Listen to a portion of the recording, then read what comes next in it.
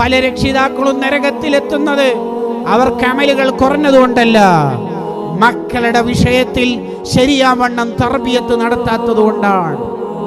ഉമ്മ സുബ്ഹിന് ഉണരുന്നുണ്ടാകും, വാപ്പ പള്ളിയിലെ ജമാഅത്തിനുണ്ടാകും. മകന്റെ മകളുടെ കാര്യത്തിൽ ജാഗ്രതയില്ലെങ്കിൽ ഈ മക്കൾ തന്നെ നാളെ നരകത്തിലേക്ക് ഗൈഡായിട്ടുണ്ടാകും. ഇമാമുൽ ഗസ്സാലി റളിയല്ലാഹു അൻഹു രേഖപ്പെടുത്തുകയാണ്. ഒരിക്കലും നമുക്ക് സംഭവിച്ചുകൂടാ. ഉസ്മാൻ ഇബ്നു അഫ്ഫാൻ റളിയല്ലാഹു അൻഹു പറയാണ്, ഏറ്റവും കൂടുതൽ ഒരു മനുഷ്യൻ ഭയപ്പെടേണ്ടത് എന്തിനെയാണ്? ഏറ്റവും കൂടുതൽ ഒരാൾക്കുണ്ടാവേണ്ട പേടി എന്താണ്?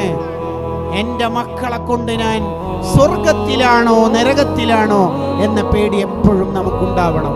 ഇവിടെ ഉള്ള ഓരോ ഉപ്പമാര് ആലോചിച്ചു നോക്കൂ, എൻ്റെ മക്കളെ കൊണ്ട്, എൻ്റെ മകനെ കൊണ്ട്, മകളെ കൊണ്ട് ഞാൻ സ്വർഗത്തിലായിരിക്കുമോ നരകത്തിലായിരിക്കുമോ?